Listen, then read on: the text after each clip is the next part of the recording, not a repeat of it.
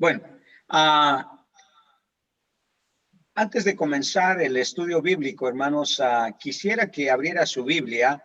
Quiero leer unos cuantos versículos, pero específicamente uno en especial en la segunda carta que el apóstol Pablo escribiera a los Corintios, la segunda carta que él escribió, aunque algunos piensan que es la tercera, pero dado como la tenemos nosotros hoy en día en nuestras Biblias, es la segunda carta del apóstol San Pablo a los Corintios.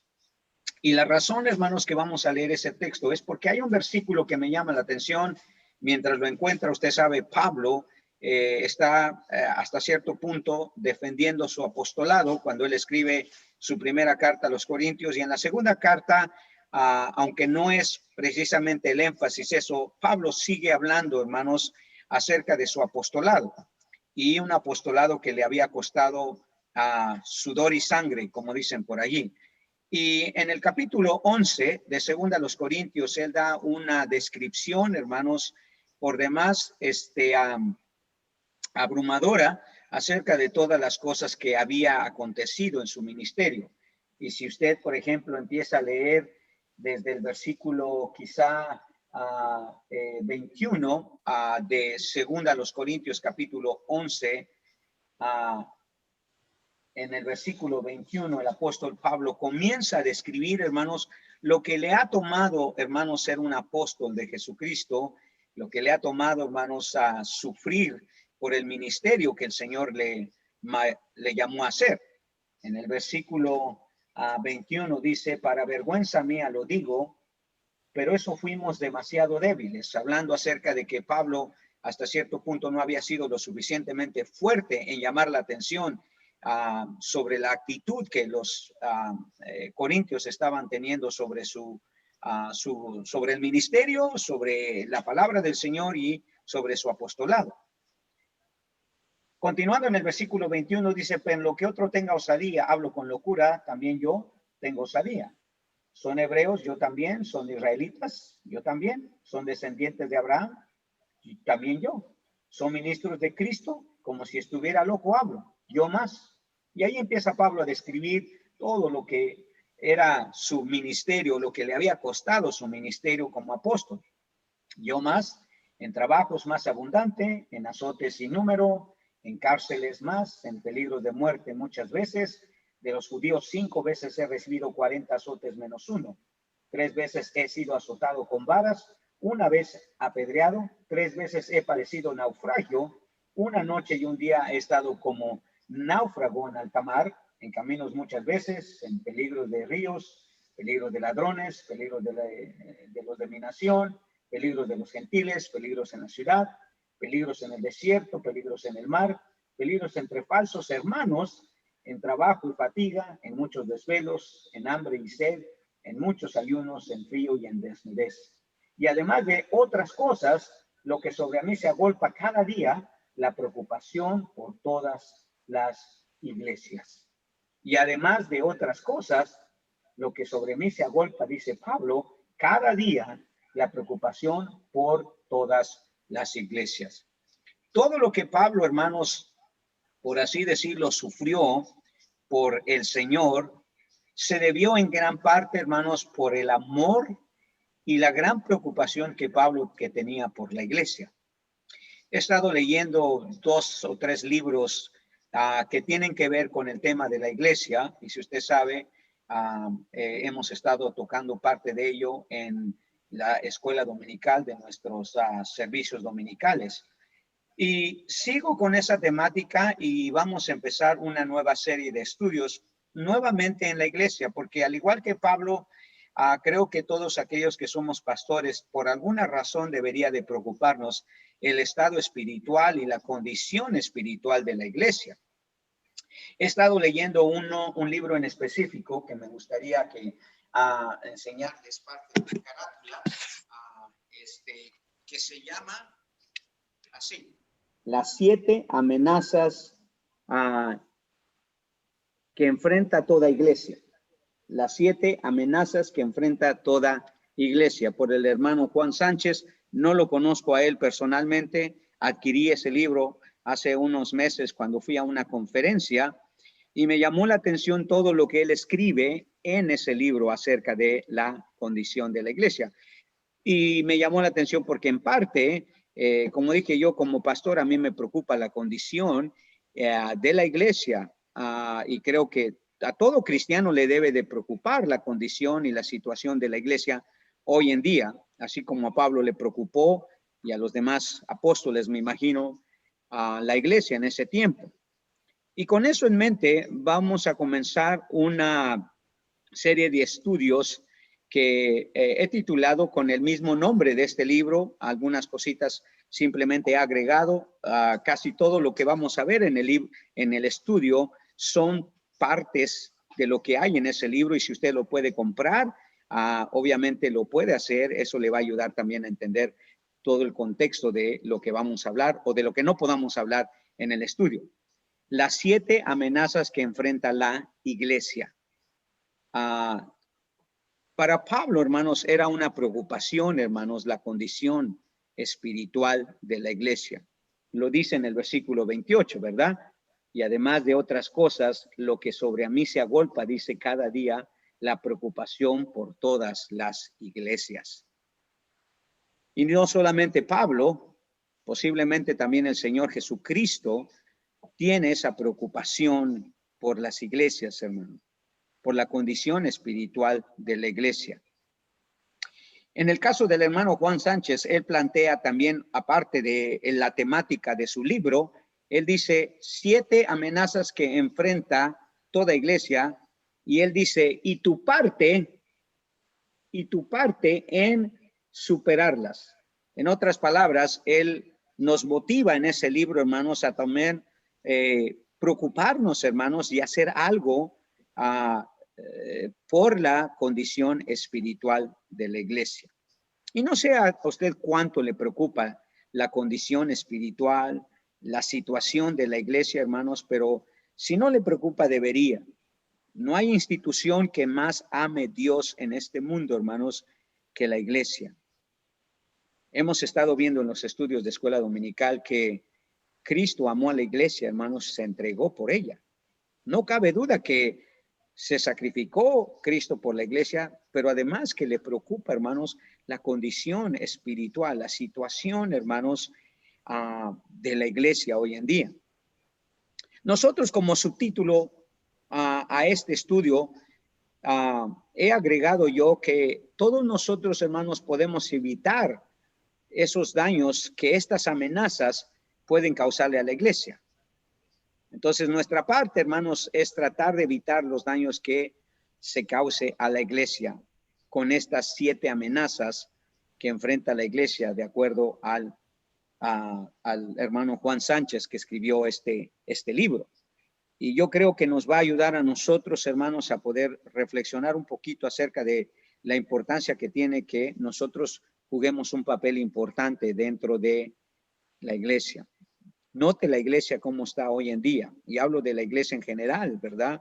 En todo el mundo, pero de nuestra iglesia local también, ¿verdad? Que se nota, hermanos, que muchos creyentes estamos cayendo en la apatía que es muy común, hermanos, hoy en día hacia la iglesia. Y nosotros tenemos ciertas responsabilidades cuando leemos los evangelios especialmente y las cartas que se escribieron a las iglesias precisamente por la mayoría de los apóstoles, que ellos tenían una gran preocupación y delegaron ciertas responsabilidades a los creyentes que componen esas iglesias locales a evitar ciertos daños que se causaba a la iglesia por causa de estas amenazas que la iglesia tenía. Así que esa es la temática que vamos a usar durante estos algunos estudios bíblicos que vamos a tener, las 7 amenazas que enfrenta la iglesia. Y eso, ojalá que el propósito principal sea despertar en usted un poquito la responsabilidad que usted personal, individualmente tiene para con la iglesia. Así que espero que eso le ayude. Y hoy, como introducción, obviamente, vamos a adentrarnos un poquito a esta temática, tratando de nosotros explorar un poquito ¿de dónde vienen estas 7 amenazas que la iglesia enfrenta? Porque es importante que sepamos la fuente de esas amenazas. Entonces, eso es parte de lo que nuestra introducción va a hacer, ¿verdad? Poder explorar un poquito acerca de dónde vienen esas amenazas. Ahora, no es ninguna novedad, hermanos, que la iglesia de antes, como lo dije, Pablo lo veía, dice que él estaba preocupado por todas las iglesias, por la condición espiritual, por la situación que enfrentaba la iglesia. Entonces, no es algo nuevo, hermanos, que la iglesia de antes y de hoy esté bajo la amenaza de 2 peligros constantes. De ahí vienen estas 7 amenazas, pero podríamos decir que esas 7 amenazas, hermanos, que la iglesia enfrenta hoy y enfrentó en el pasado, vienen de 2 peligros constantes. Uno, por supuesto, sabemos que son los peligros externos, ¿ok? Hay peligros, hermanos, que la iglesia, que está amenazando a la iglesia, que son externos, o sea, que son peligros que vienen de afuera. No son responsabilidad nuestra, ¿verdad? Y de manera general, aunque hay muchos más, puedo citarle 3 que el hermano Juan Sánchez en su libro delinea, aunque no los enumera, así como los he enumerado yo aquí en la diapositiva, pero en la lectura que usted hace en la introducción de su libro, se va a dar cuenta que él habla de estos peligros externos. El primero de ellos es la presión de una cultura inmoral e idólatra. La iglesia, hermanos, enfrenta una amenaza externa que es la presión de una cultura inmoral e idólatra. Y eso fue antes y sigue siendo ahora. Por ejemplo, note cómo Pablo describía la condición de la cultura, hermanos, en la que él vivía y cómo eso era una amenaza para la iglesia. El apóstol Pablo en Filipenses capítulo 2, si usted va ahí conmigo, Filipenses capítulo 2, exhortando a los creyentes de Filipos, el apóstol Pablo los anima a mantenerse fieles y firmes con un carácter cristiano, porque estaban en medio de una cultura inmoral e idólatra. Note lo que dice el apóstol Pablo en el capítulo 2, versículo 14 de Filipenses. Filipenses 2:14 dice, haced todo sin murmuraciones y contiendas. Y note lo que dice el versículo 15, para que seáis irreprensibles y sencillos, hijos de Dios sin mancha, en medio de una generación maligna y perversa, en medio de la cual resplandecéis como luminarias en el mundo.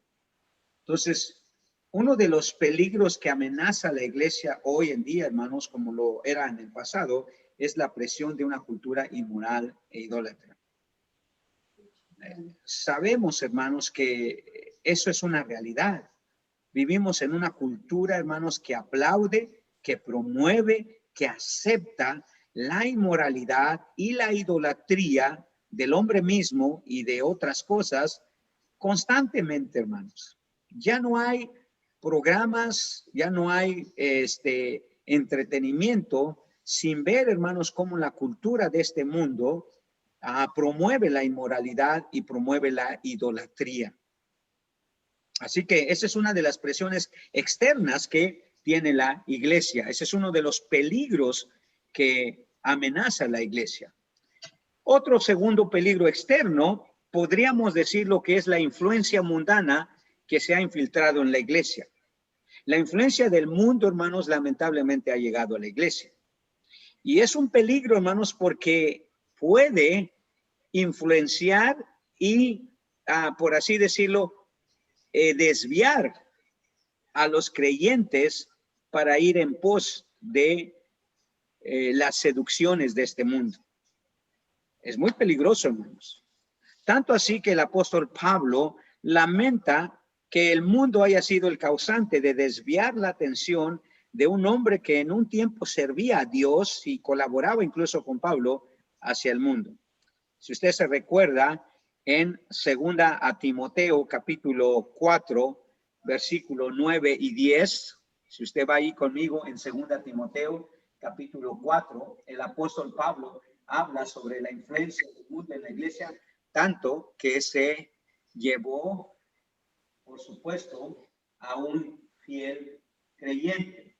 Segunda Timoteo, capítulo 4, versículo 10.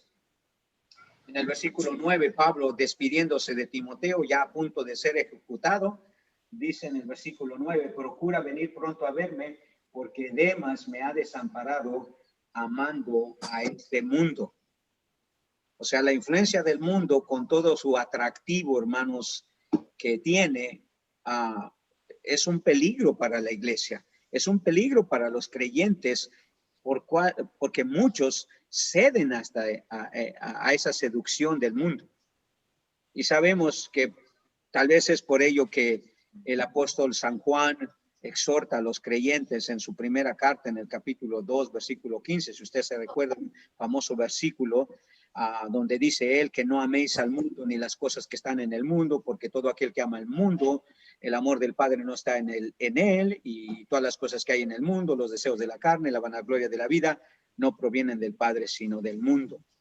Entonces, la influencia mundana, hermanos, que se ha infiltrado en la iglesia es un grave peligro porque acarrea a los cristianos, desvía a los cristianos y eventualmente los saca, por así decirlo, de la iglesia. Y tenemos que tener mucho cuidado. Es una amenaza latente, es un peligro constante, este peligro externo que viene hacia la iglesia. Un tercer peligro externo, hermanos, que nosotros vemos en la iglesia es la ideología humanista que ha debilitado la convicción de los cristianos. Ese es otro peligro externo, hermanos. El mundo no solamente se ha infiltrado en la iglesia, sino ha traído también su ideología humanista. O sea, de que el mundo le da una inmensa credibilidad a la sabiduría, a la inteligencia, a la capacidad humana, que ha llevado a muchos, incluso creyentes, a depender en ellos mismos y no en Dios, Pablo hace una advertencia que en estos tiempos, hermanos, especialmente, la ideología humana iba a ser una causa de tropiezo y iba a causar mucho daño a la iglesia. Si usted se recuerda, en su primera carta a Timoteo, precisamente en el capítulo 4,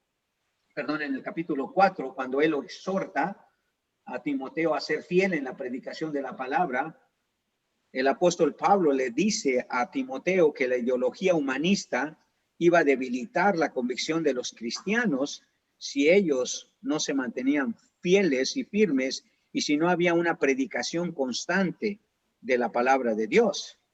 En primera Timoteo capítulo 4 versículo 1 en adelante, el apóstol Pablo dice estas palabras, hablando de el peligro de la ideología humana que iba a debilitar la convicción de los cristianos. Pero el Espíritu dice claramente que en los postreros tiempos algunos apostatarán de la fe, escuchando a espíritus engañadores y a doctrinas de demonios, por la hipocresía de mentirosos que, teniendo cauterizada la conciencia, prohibirán casarse y mandarán abstenerse de alimentos que Dios creó para que con acción de gracias participasen de ellos los creyentes y los que han conocido la verdad. Si la manera de pensar, las ideas del mundo, hermanos, muchas veces empiezan a debilitar la convicción por la cual los creyentes deben de vivir. Especialmente cuando esa ideología se mezcla con la religión. ¿Verdad? Que eso es lo que Pablo está diciendo aquí.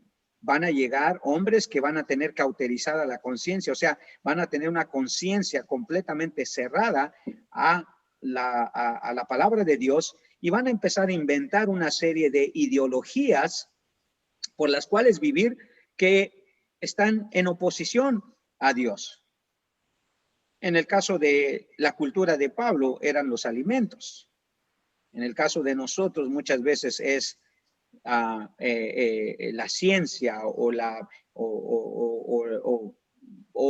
política o otras cosas. que el mundo quiere que nosotros idealicemos, hermanos, el mundo tal como ciertas personas piensan que debe de ser y no de acuerdo a Dios. Entonces, estos son los peligros externos, ¿ok? El segundo peligro que enfrenta la iglesia, o la amenaza de otro peligro que enfrenta la iglesia, son, por supuesto, los peligros internos.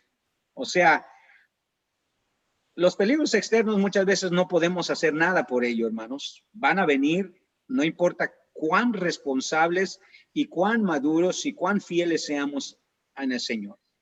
Pero los peligros internos, esos sí son aquellos que nosotros deberíamos de mantener con mucho cuidado, porque ellos sí tienen una responsabilidad o pesa una responsabilidad sobre nosotros. Y otra vez, el libro habla de algunos de esos peligros. Otra vez, yo voy a resumir 3 de ellos, de los peligros internos que creo yo que amenazan a la iglesia, que pueden causar mucho daño a la iglesia, y la responsabilidad que tenemos nosotros por hacer algo por ello. La primera de ellas, el primer peligro interno que vemos, hermanos, que amenaza a la iglesia es la infiltración de los falsos líderes y sus doctrinas erráticas. La infiltración de los falsos líderes y sus doctrinas erráticas. En Mateo capítulo 7, versículos 15 y 16, usted se recuerda, el Señor advirtió abiertamente, claramente, hermanos, que tuviéramos cuidado, porque dice en el capítulo 7 de Mateo,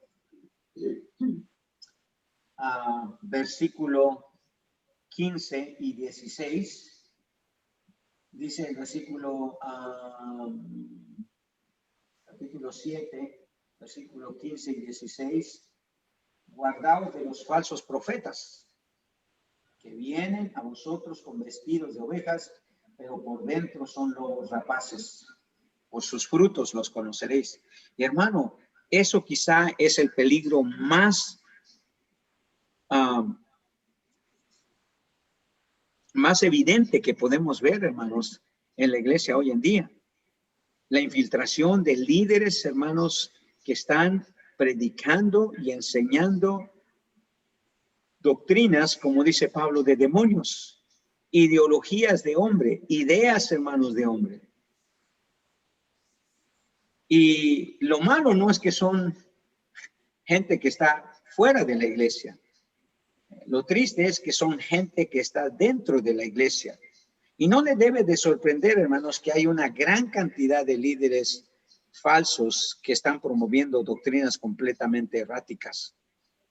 El apóstol Pablo, si usted se recuerda, cuando se está despidiendo de los líderes de una de las iglesias en Éfeso, en Hechos capítulo 20, el apóstol Pablo les advierte a estos creyentes, a estos líderes de estas iglesias, que tengan cuidado, porque la infiltración de los falsos líderes y sus doctrinas erráticas iban a ser un peligro para los creyentes. En Hechos capítulo 20, específicamente en el versículo 29, mire lo que dice el apóstol Pablo hablando de este peligro, de esta amenaza que viene a la iglesia. Dice, porque yo sé que después de mi partida entrarán en medio de vosotros lobos rapaces, de los cuales estaba hablando el Señor Jesucristo ahí en Mateo 7, ¿verdad? Lobos rapaces que dice que ¿qué? Que no perdonarán al rebaño, y de vosotros mismos se levantarán hombres que hablen cosas perversas. Y fíjese bien, ¿cuál es el peligro? ¿Cuál es la amenaza, hermano? Para arrastrar así a los discípulos.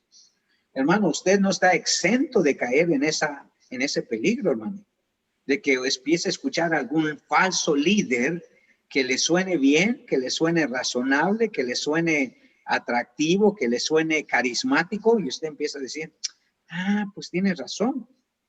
Hay muchos creyentes que han cedido, hermanos, a eso. Tengo familiares que han cedido a eso, hermanos, que crecieron en iglesias fundamentalmente sanas de buena doctrina y han escuchado a líderes falsos, hermanos, con doctrinas erráticas. ¿Y sabe qué ha pasado con ellos? No crea que están hoy sirviendo a la iglesia y están entregados al Señor y están viviendo una vida cristiana ferviente. No es así, hermanos. Pablo dice que iban a arrastrar incluso a los discípulos, estos líderes. Y ese es un peligro serio, hermanos, para la iglesia. La infiltración de los falsos líderes y sus doctrinas erráticas. Otro peligro interno que amenaza a la iglesia, hermanos, es la apatía frecuente con la que los cristianos tratan a la iglesia. Y quizá, hermanos, nada causa mayor tristeza que los cristianos, hermanos, vean a la iglesia como si nada. Hoy es día de iglesia y no porque tengamos que hacerlo como un mandato el miércoles, pero simplemente porque nosotros como iglesia local hemos escogido el miércoles para reunirnos. Muchos cristianos están entretenidos en muchas otras cosas.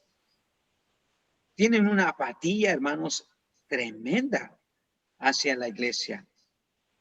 Pareciera que el Señor Jesucristo está describiendo a muchos o a millones de cristianos en este tiempo, hermanos, cuando Él en su famoso sermón profético de los últimos días describiese, hermanos, a los creyentes. ¿Se acuerda que dijo el Señor Jesucristo allí en Mateo, capítulo 24? Mire lo que dijo el Señor Jesucristo allí en Mateo, capítulo 24, siendo una de parte de la condición de la sociedad en ese tiempo, pero podría muy bien referirse a muchos cristianos, hermanos, porque en una de sus cartas y a una de sus iglesias, el Señor le dice algo similar. En Mateo capítulo 24, versículo 12, mire lo que dice. Por causa de el primer peligro que ya vimos, ¿ok? Dice en el versículo 11, Mateo 24, 11, y muchos falsos profetas se levantarán y engañarán a muchos. ¿Y sabe qué va a causar eso? ¿Qué dice? Y por haberse multiplicado la maldad, el amor de muchos, ¿qué dice? Se enfriará. Eso es apatía, hermanos. Hoy los creyentes no tenemos amor por los otros creyentes. O sea, no tenemos amor por la iglesia. Somos apáticos, hermanos. Somos apáticos a la iglesia. Hay una apatía frecuente. Y ese es un peligro, hermanos, porque cuando la apatía empieza a consumir la iglesia, hermanos, toda motivación, todo ánimo, hermanos, se empieza a perder. Y eso es un serio peligro que nosotros debemos de evitar al máximo. Pero hoy los creyentes, hermanos, están evitando constantemente la iglesia. Están fríos. Están completamente apáticos a la iglesia. Y vea cuál es el resultado, cuál es el efecto. Iglesias vacías, iglesias sin motivación, iglesias completamente paralizadas en las responsabilidades que tienen. Un último peligro interno, y que creo que es el quizá más letal de estos peligros, hermanos, es las acciones y actitudes pasivas que los miembros han adoptado. Las acciones y actitudes pasivas que los miembros han adoptado. ¿Qué queremos decir con eso? Bueno, quiero leerle una porción de la introducción del libro que le acabo de mencionar, en la cual estamos basando este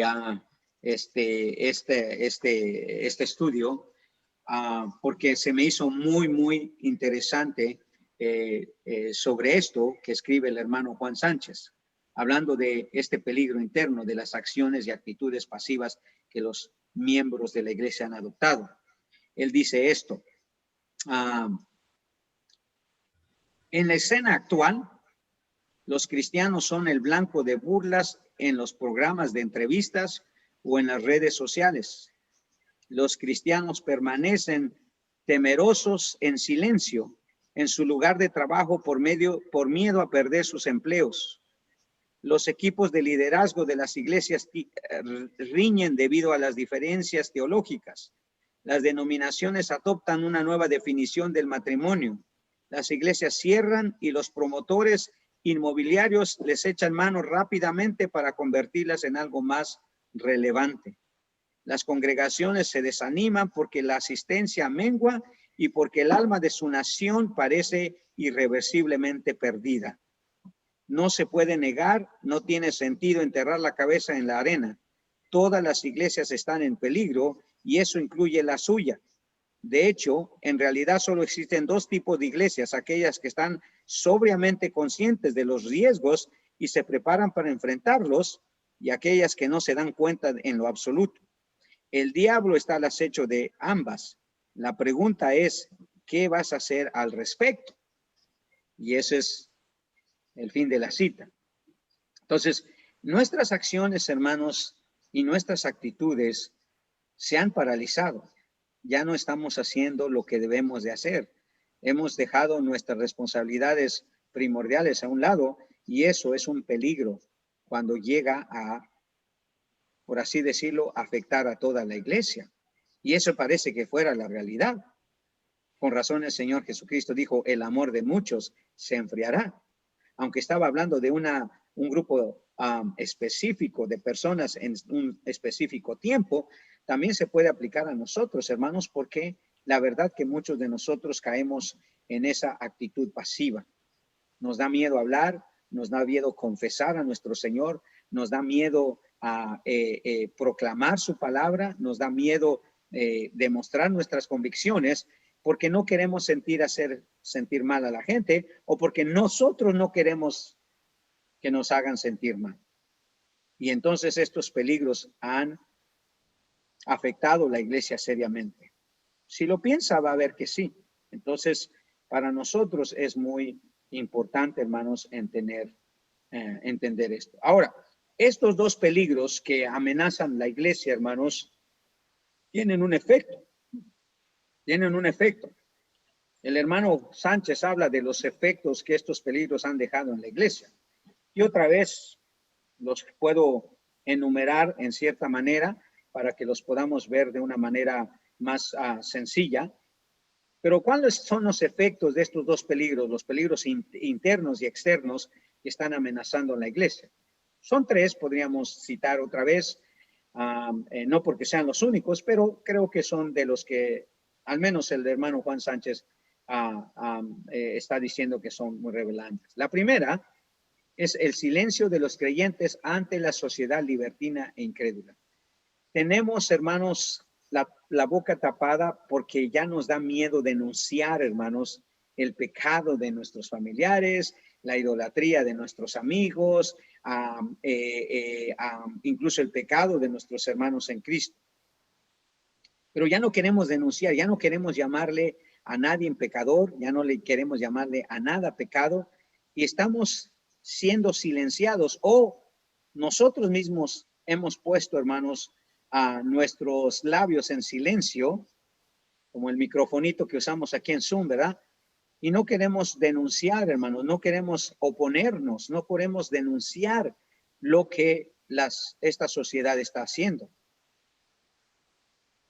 Por miedo hay veces, por cobardía, pero este es un efecto de ese peligro, de esa apatía, hermanos, es un efecto de esa acciones y actitudes pasivas que los creyentes están teniendo. Y lamentablemente es cierto.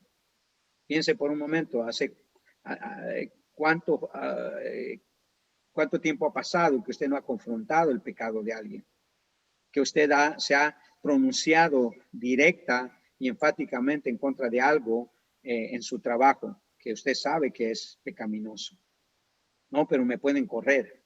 Sí, claro, existe el peligro, existe el riesgo, pero la realidad es que si no lo hacemos, estamos participando hasta cierto punto de ello. Otro efecto de estos peligros internos o externos que la iglesia enfrenta es la comodidad de la iglesia ante la urgencia de la predicación de la palabra. Y usted sabe, hermanos, la verdad es que es más cómodo no predicar la palabra, hermanos, que predicarla.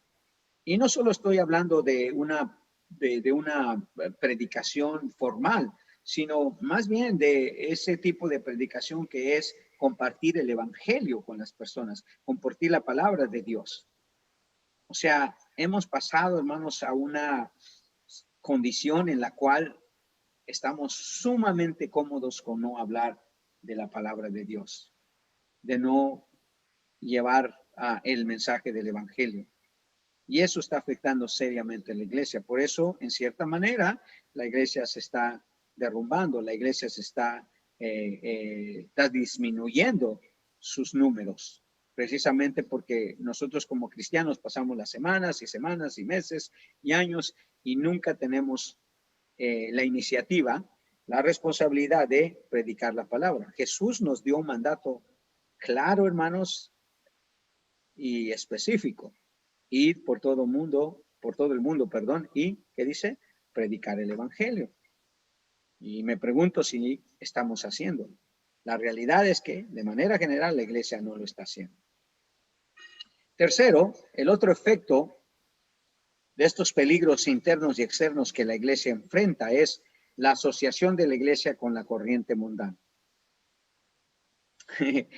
Nos hemos declarado vencidos por el mundo, así que en respuesta a eso, pues mejor nos asociamos con él. Participamos de todo lo que el mundo hace muchas veces. Vemos lamentablemente las mismas películas, oímos la misma música, vemos la ideología de esta vida de la misma manera. O sea, no hay nada que nos diferencie a veces del mundo. Y eso es un peligro serio, hermanos. Eso es una amenaza seria, hermanos, que la iglesia tiene. Que usted y yo empecemos a, como dice el dicho por ahí, ¿verdad? Un pie en la iglesia y un pie en el mundo. Nuestra asociación con el mundo casi es total. No es como antes, ¿verdad? Que bueno, por lo menos, no, ahora casi estamos de acuerdo con todo lo que el mundo hace.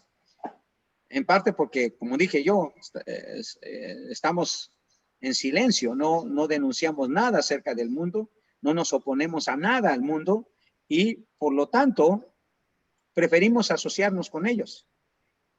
Hay creyentes, hermanos, que se asocian más con el mundo que con los mismos cristianos.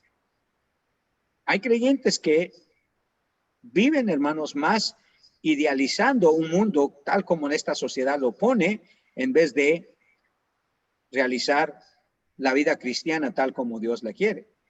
Entonces, ese es el efecto que ha traído estos peligros internos y externos, hermanos. Una asociación constante de la iglesia con el mundo. Y usted sabe que cuando eso ocurre, hermanos, nosotros tenemos un grave problema. Nos enfrentamos ante una situación bastante delicada. Porque note lo que dijo el apóstol Santiago. Y esto es solamente una advertencia seria, hermanos. Santiago, capítulo 4. Usted sabe lo importante que es que tomemos en cuenta lo que dice Santiago aquí. Versículo 4. Oh almas adúlteras. Santiago 4:4. Oh almas adúlteras, ¿no sabéis que la amistad del mundo es enemistad contra Dios? Cualquiera, dice Santiago, pues, que quiera ser amigo del mundo, ¿qué dice? Se constituye enemigo de Dios. O sea, cualquier persona, cualquier individuo, cualquier creyente especialmente, que congenie, hermanos, que esté de acuerdo con lo que el mundo piensa, con lo que el mundo hace, queda en una posición bastante delicada, hermanos, porque dice que se constituye enemigo contrario de Dios. Yo no sé de usted, hermano, pero a mí no me gustaría estar en contra de Dios. ¿Sabe? Todo esto que está sucediendo, hermanos, está sucediendo porque vemos, hermanos, que el mundo está literalmente en contra de Dios. Moral, espiritual, social, religiosamente. O sea, la iglesia quiere complacer al mundo. Y la asociación con el mundo, hermanos, nos deja en una situación. Entonces, estos peligros, hermanos, tienen su efecto y está teniendo su efecto. Y por lo tanto, nosotros tenemos que tener mucho cuidado en lo que estamos haciendo. Ahora, El panorama entonces no pinta muy bien, hermanos. O sea, estamos bajo estos dos peligros, hermanos, que la iglesia está pasando y vemos que con mucha tristeza hay veces que los efectos se están viendo, las iglesias se están quedando vacías, las iglesias están inmóviles, no estamos avanzando, muchas veces estamos yendo al revés. Entre menos gentes tenemos, menos cristianos realmente involucrados, sirviendo, siendo fieles. O sea, los efectos de estos peligros están obviamente teniendo su efecto.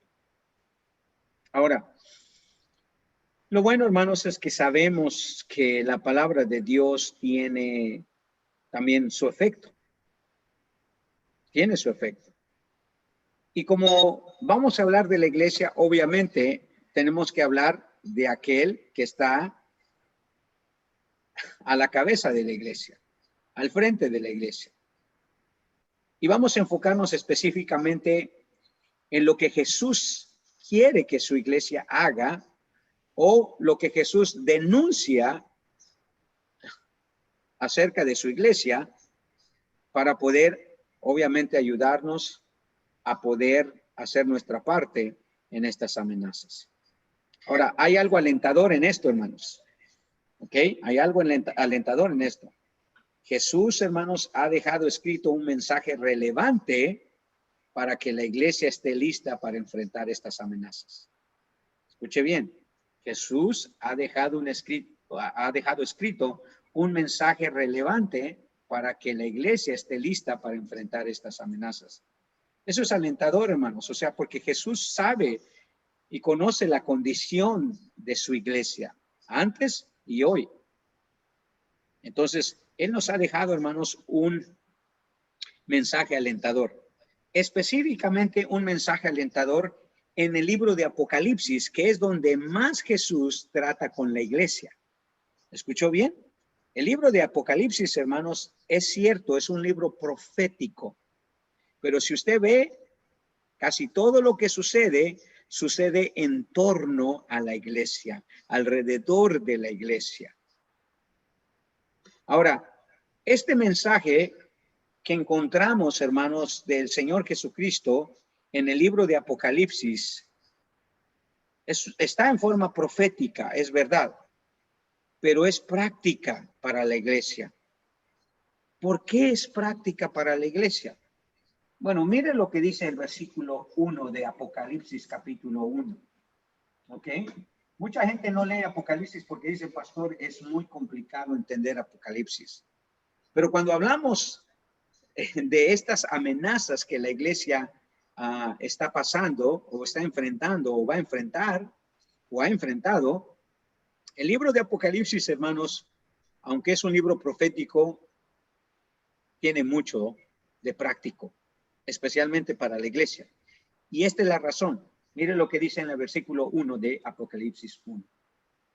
La revelación de Jesucristo que Dios le dio para manifestar, escuche bien, a su siervo las cosas que deben de suceder pronto, y la declaró enviándole por medio de su ángel a su siervo Juan.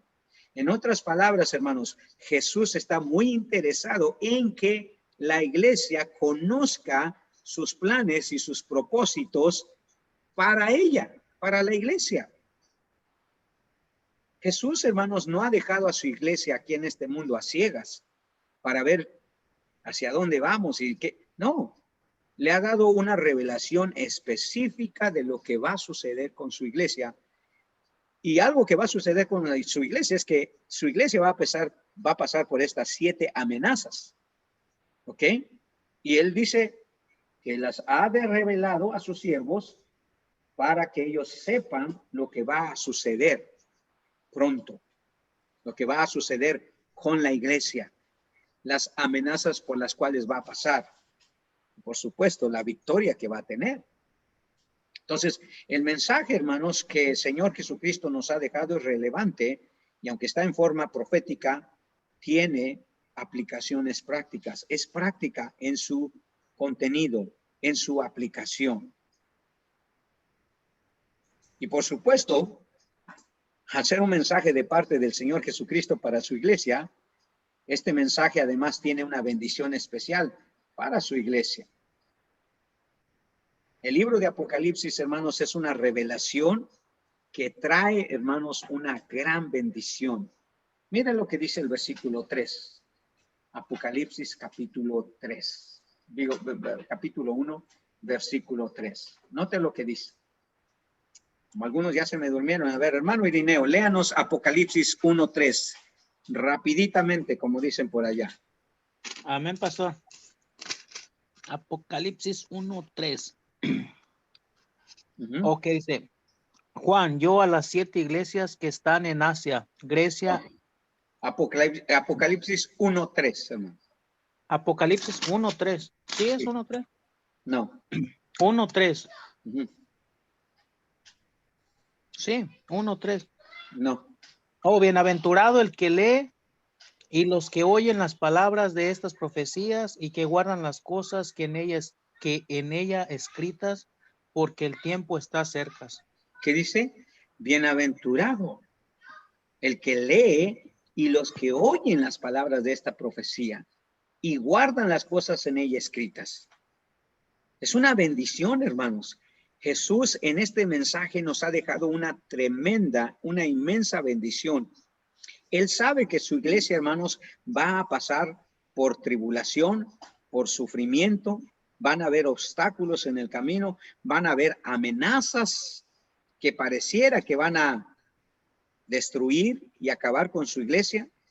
Pero tenemos que recordar, hermanos, el Señor nos dio una promesa, que las puertas del Hades nunca prevalecerían en contra de su iglesia. Y dice, para todos aquellos que leen este mensaje que he dejado, que es práctico, hay una bienaventuranza. Bienaventurados, bien felices, bien dichosos, aquellos que leen, dice, y guardan las cosas que en ellas están escritas.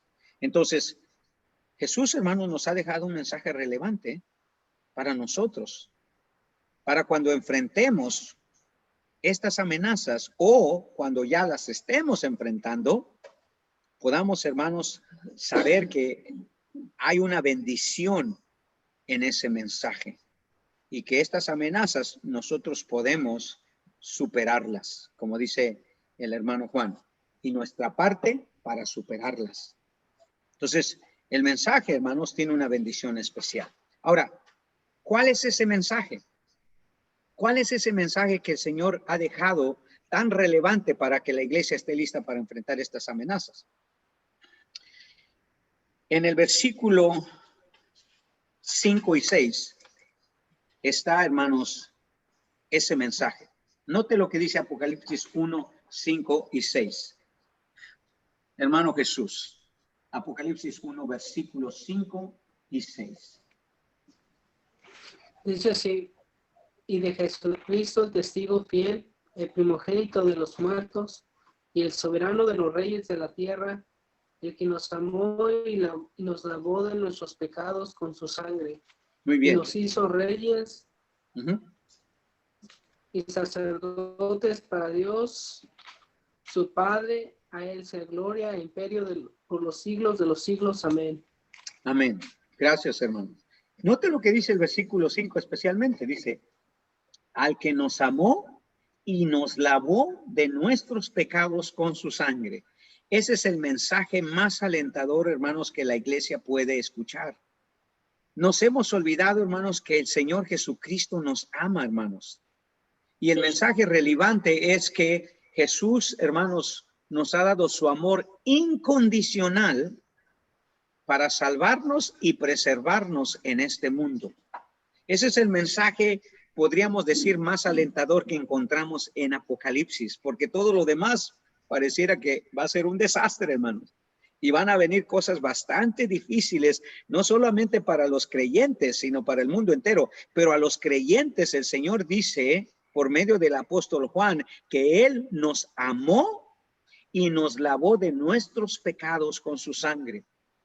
O sea, el Señor Jesucristo, hermanos, nos ha mostrado su amor incondicional para salvarnos y preservarnos de este mundo. El apóstol Pablo lo entendió muy bien Y por eso escribió en Romanos 5:8, ¿verdad? Mas Dios muestra su amor para con nosotros en que siendo aún pecadores, Cristo murió por nosotros.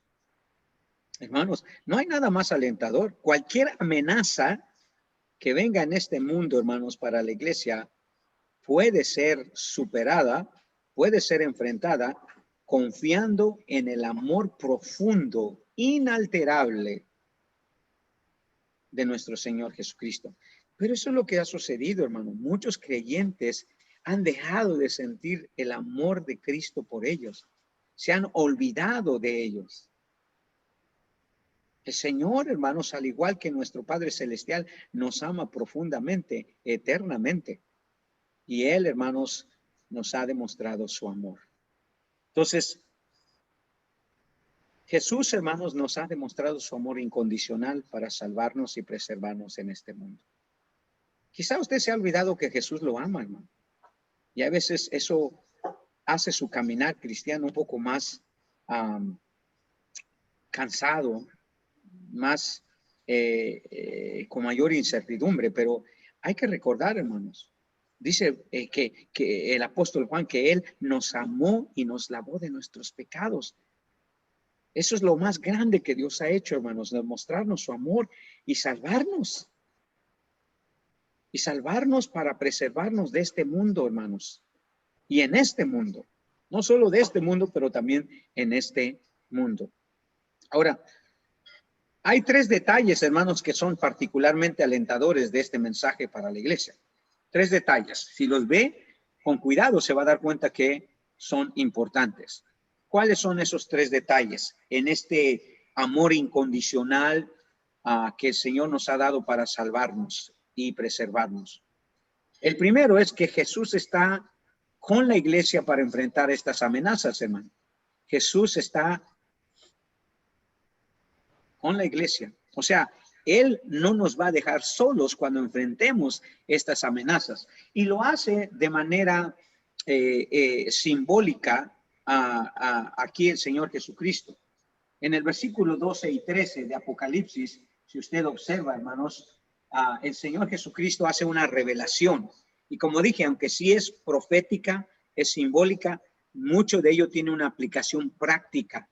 Porque el Señor Jesucristo dice por medio del Juan, y me volví para ver la voz del que hablaba conmigo, y vuelto vi 7 candeleros de oro, y en medio de los 7 candeleros a uno semejante al Hijo del Hombre, vestido de una ropa que llegaba hasta los pies y ceñido por el pecho con un cinto de oro.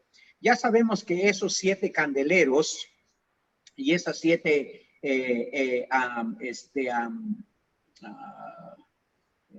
¿cómo dice aquí? Esos 7 candeleros, hermanos, representan, hermanos, a la iglesia. En el versículo 20, allí de Apocalipsis, el Señor Jesucristo dice, el misterio de las 7 estrellas que has visto a mi diestra y los 7 candeleros de oro son, las 7 estrellas son los 7 ángeles de la iglesia y los 7 candeleros que has visto son las 7 iglesias. Y cuando dice él en el versículo, por supuesto, 12, que vio en medio de los 7 candeleros, hablando de la iglesia o de las iglesias, está diciendo que el Señor Jesucristo estaba en medio de ellas. Y ya lo vimos en un texto anteriormente en Mateo capítulo 18, ¿verdad? Cuando dijo él que donde dos o tres estén congregados en mi nombre, ahí yo estoy yo. Y en Mateo 28, cuando él dijo que he aquí que yo estoy con vosotros todos los días hasta el fin del mundo. Hermanos, Jesús está con la iglesia para enfrentar estas amenazas. Él está en medio de los 7 candeleros, o sea, Él está con la iglesia. Él está por la iglesia. Sabemos que su presencia es real. Entonces, Jesús está con la iglesia para enfrentar estas amenazas. Y lo hace, hermanos, brindando su presencia para proteger y guiar a su iglesia. Porque no solamente está en medio de los 7 candeleros, sino también dice que tiene a su diestra las 7 estrellas. Y esas 7 estrellas, de acuerdo al versículo 20 de Apocalipsis, en el versículo 20 del capítulo 1, son los 7 mensajeros. O sea que el Señor Jesucristo no solamente está en medio de su iglesia, su presencia está en medio de la iglesia, con la iglesia, sino también está guiando con su poder a los líderes de la iglesia. Y hermanos, eso es una tremenda bendición, hermanos. Es un mensaje, hermanos, que nos alienta porque el Señor está cuidando de los líderes de su iglesia, los genuinos líderes, aquellos que están a su servicio de Él fielmente predicando su palabra. Dice que Él los tiene a su diestra. Usted sabe que la diestra siempre es sinónimo de poder. Es un símbolo del poder. Entonces, Jesús está con la iglesia para enfrentar sus amenazas, brindando su presencia para proteger y guiar a su iglesia. También su amor incondicional para salvarnos y preservarnos, hermanos, habla de otro detalle más. No solo que Jesús está con la iglesia, sino segundo, Jesús está intercediendo por su iglesia ante las amenazas que enfrenta. Note lo que dice el versículo 13 de Apocalipsis. Y en medio de los 7 candeleros, a uno semejante al Hijo del Hombre, vestido con una ropa que llegaba hasta los pies y ceñido por el pecho con un cinto de oro. Esa vestimenta que describe al Señor Jesucristo es la vestimenta que le pertenecía a los sacerdotes, hermanos. Recuerde, los sacerdotes eran los intercesores, o sea, eran los que estaban entre Dios y los israelitas, entre Dios y el hombre.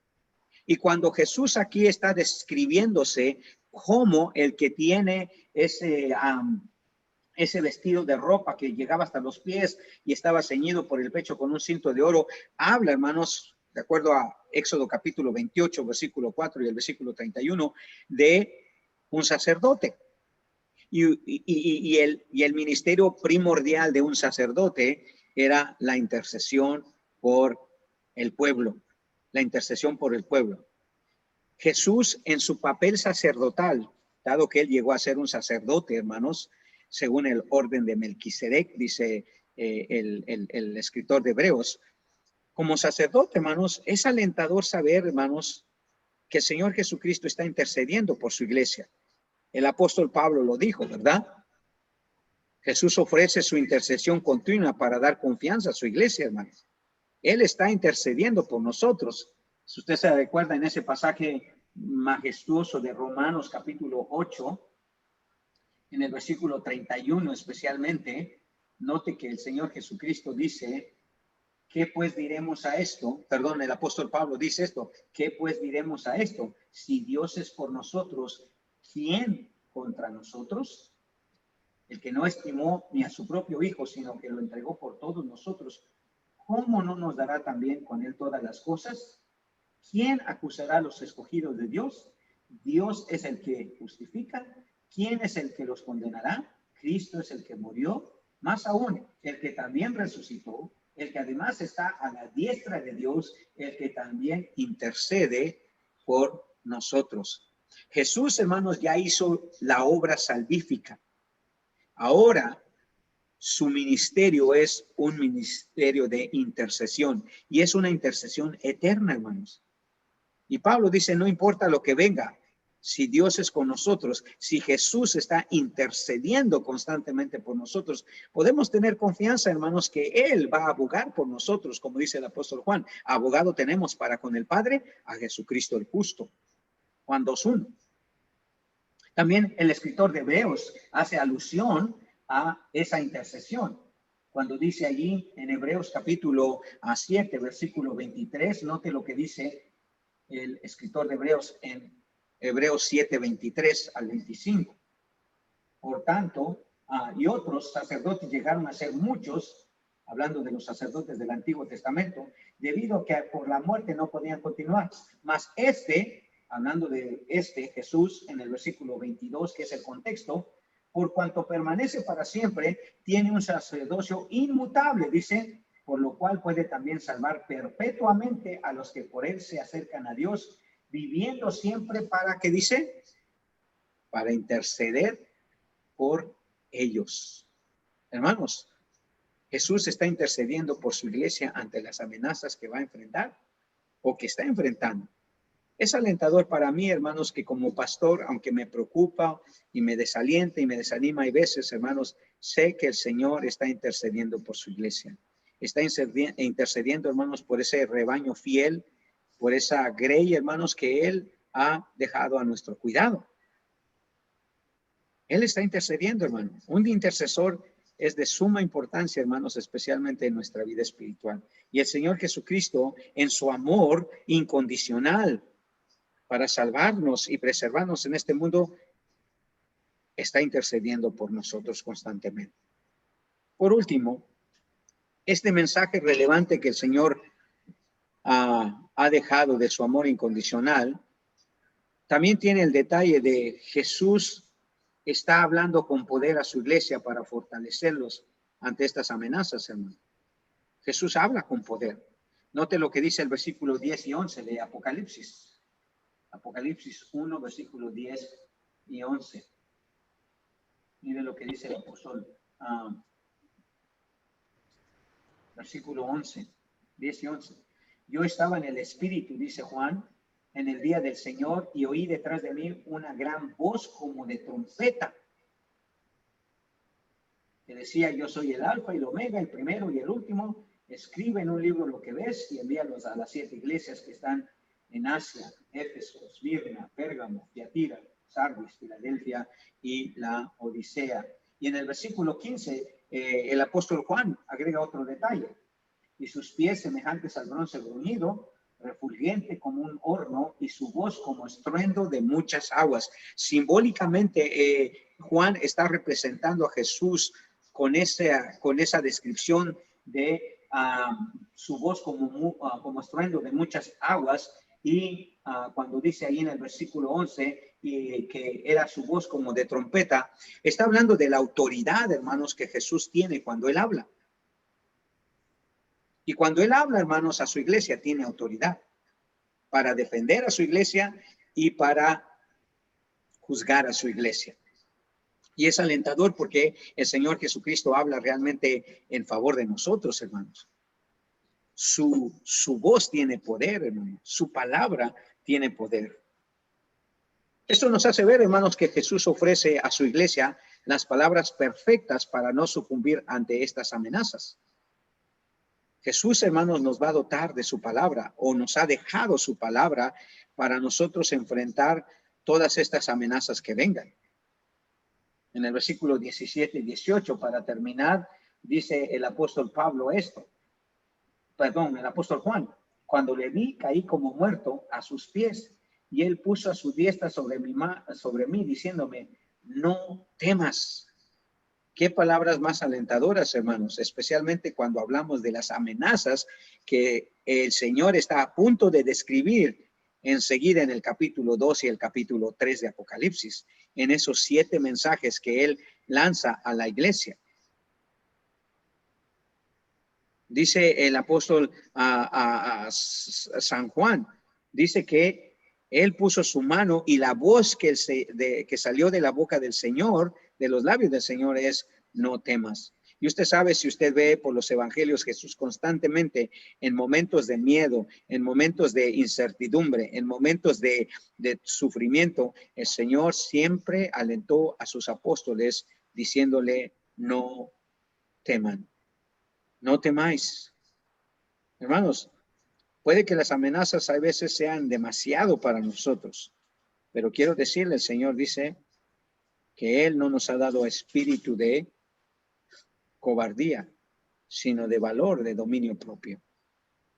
Entonces, el mensaje, hermanos, de su amor incondicional, hermanos, nos va a alentar, nos va a animar. Pero ciertamente hay amenazas, hermanos. Y de eso se trata este estudio y este libro, de que nosotros podamos reconocer esas 7 amenazas, que muchas veces van a ser amenazas que nosotros mismos vamos a ser responsables por ellas, por traerlas o por superarlas, ¿verdad? Entonces vamos a adentrarnos un poquito dentro de estas 7 amenazas y las vamos a ver de manera muy práctica. No vamos a hacer un estudio profundo de Apocalipsis porque obviamente eso nos tomaría tiempo y ese no es el propósito de este estudio. El propósito de este estudio, hermanos, es que nosotros podamos ver claramente estas amenazas y si quizá alguna de ellas, ¿verdad?, nosotros las estamos causando, o quizá todas. Pero lo más importante en el estudio es cómo nosotros podemos ser parte del equipo, por así decirlo, para superarlas. Porque ese es el propósito del libro. Dice, las 7 amenazas que enfrenta toda iglesia y tu papel para superarlas, tu responsabilidad, tu parte para superarlas. Así que espero, hermanos, que sea una bendición para ustedes este estudio que nos va a ayudar tremendamente en cuanto a eso. Así que esperamos que el Señor nos dé esa tremenda bendición para nosotros. Amén.